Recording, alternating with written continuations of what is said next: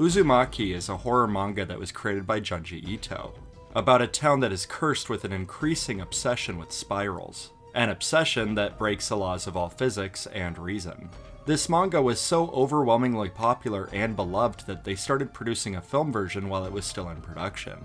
In result, out of the 20 chapters that make up Uzumaki, only 7 were used in the film. Some are barely referenced, and other segments are altered pretty heavily. Instead of this being an episodic story like the manga, these stories all progress steadily throughout the runtime, slowly escalating into madness. So the big question is, despite the major differences between the two, does the film version of Uzumaki live up to the legacy of its predecessor?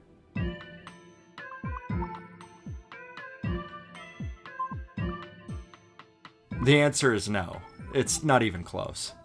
When it comes to tone and pacing and confidence with its premise, Uzumaki stumbles around awkwardly and isn't sure what to do with itself.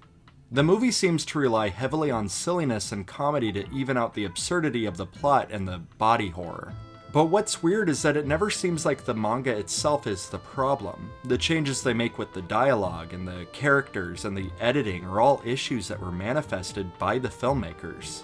The problem isn't that Uzumaki doesn't translate well to film, the problem is that they went for a dramatically different feeling for the movie. I don't know what they were going for, it's just a sloppy, silly, random mess of a movie.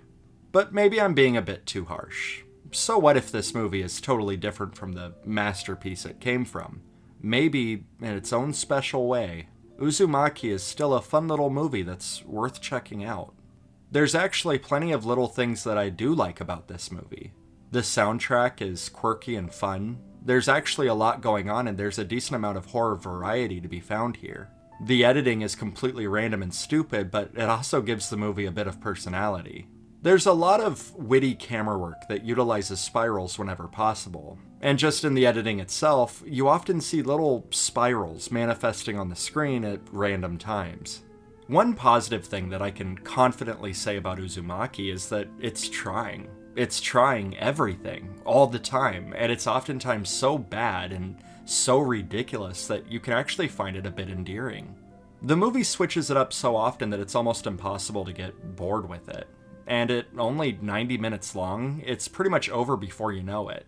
In fact, you might be thinking that Uzumaki sounds like a pretty fun watch, if you're really into dumb yet fantastical horror.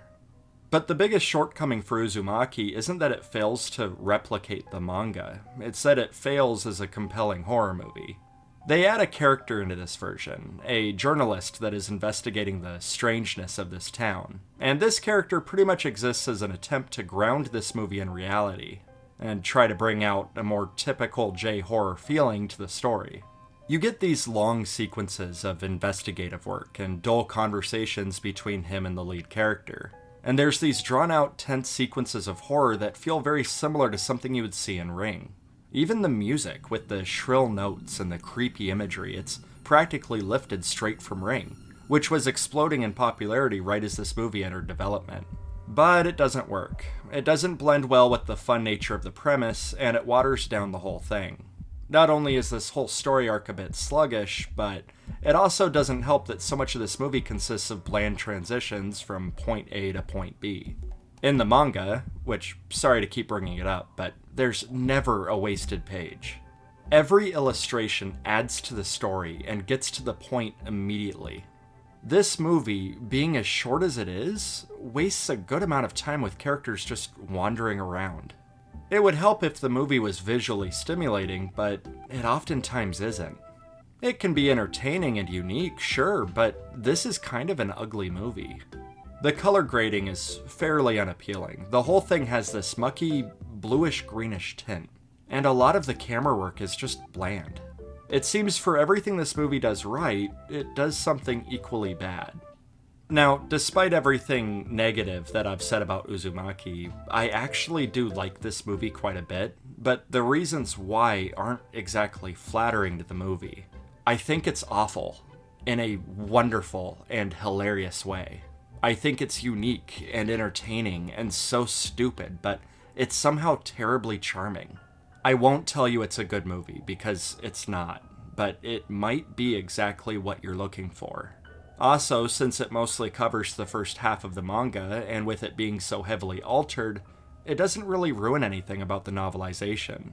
You could watch the movie, then read the manga, and have two completely different experiences.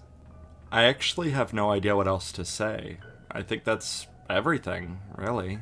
Thanks for watching, and oh no, my video's been cursed by the Uzumaki. Ah...